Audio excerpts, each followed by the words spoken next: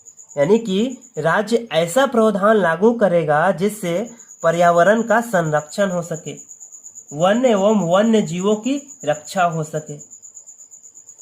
यह किस अनुच्छेद के तहत? तो 48 के क के तहत इसका प्रावधान किया गया है। अगला है 49।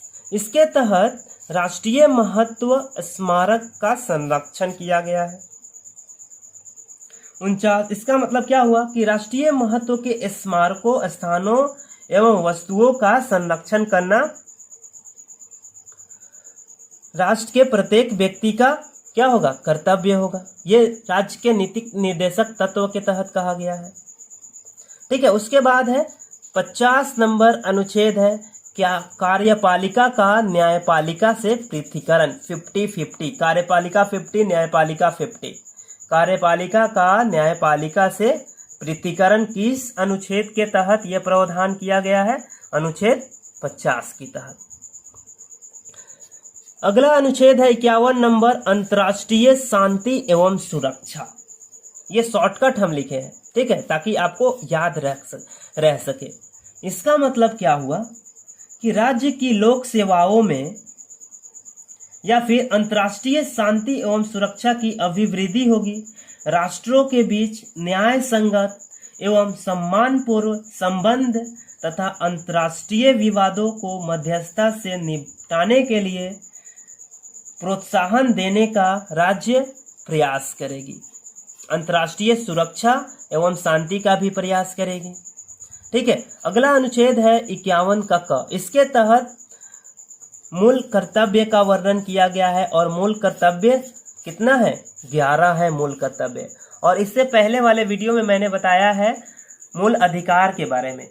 ठीक है, तो मूल अधिकार कितने थे और कितने हैं में अंतर है। कितने थे? तो 7 थे, लेकिन अब कितने हैं मूल अधिकार? 6 है। और मूल कर्तव्य कितने हैं? 11 है। ठीक है, तो थोड़ा इसको रिकॉल कर लेते हैं। यहाँ पे देखिए, इस दोनों अनुच्छेद को हम लोग एक साथ याद करेंगे। 36 में है राज्य की परिभाषा, 37 में है न्यायालय में अपरिवर्तनीय। राज्य के नीति निर्देशक तत्वों को न्यायालय में परिवर्तित नहीं किया जा सकता है। उसके बाद इस तीनों को एक साथ याद रखेंगे। सामाजिक, आर्थिक एवं राजनीतिक न्याय, समान कार्य, समान वेतन, समान अवसर पर न्याय का वितरण। ठीक है, 38 में क्या है? सामाजिक, आर्थिक एवं राजनीतिक न्याय, समान कार्य, समान वेतन 39 में, और 39 का क में समान अवसर पर न्याय का वितरण। 40 में ग्राम पंचायत का गठन होगा। ठीक है, उसके बाद इस तीनों को एक साथ याद रखेंगे। 41 कुछ विशेष दशा में काम दिया जाएगा और वो कार्य मानवीय दशा में होना चाहिए। 42 के तहत और 43 के तहत निर्वाह मजदूरी होना चाहिए एवं कुटीर उद्योग का विकास होना चाहिए, अनुच्छेद 43 के तहत। ठीक है, 44 में देखिए, 44 में क्या है? समान नागरिक संहिता। ये अभी राज्य गोवा में लागू है। ठीक है, ये अभी गोवा में लागू है, बाकी किसी राज्य में शायद लागू नहीं है। उसके बाद ये देखिए 45 के तहत 6 वर्ष से कम आयु वाले बच्चों को शिक्षा दिया जाएगा, उनका देखभाल किया जाएगा। 46 इस तीनों को एक साथ, 46, 47 और 48 को एक साथ SC ST को शिक्षा दिया जाएगा, मत निषेध किया जाएगा एवं कृषि एवं पशुपालन का संगठन किया जाएगा और पर्यावरण का भी संरक्षण किया जाएगा। उसके बाद अगला जो है 49, 50 और 51, इसमें क्या कहा गया है? राष्ट्रीय महत्व के स्मारक या फिर राष्ट्रीय महत्व के वस्तुएं जैसे रेलवे हो गया, इस सभी का क्या किया जाएगा? संरक्षण किया जाएगा। 50 में 50-50 कार्यपालिका न्यायपालिका से पृथक्करण। 51 में अंतर्राष्ट्रीय एवं शांति सुरक्षा। 51 का मूल कर्तव्य, 11 मूल कर्तव्य है भारतीय संविधान में। ठीक है दोस्तों, ये वीडियो आपको कैसा लगा है कमेंट बॉक्स में कमेंट कीजिए और बताइए हमें, ताकि हम ऐसा ही और इतना मजेदार ही कोई दूसरा वीडियो बनाने के लिए तत्पर रहें। ठीक है दोस्तों, रिपब्लिक स्टडी चैनल से जुड़ने के लिए आप सभी का बहुत बहुत धन्यवाद।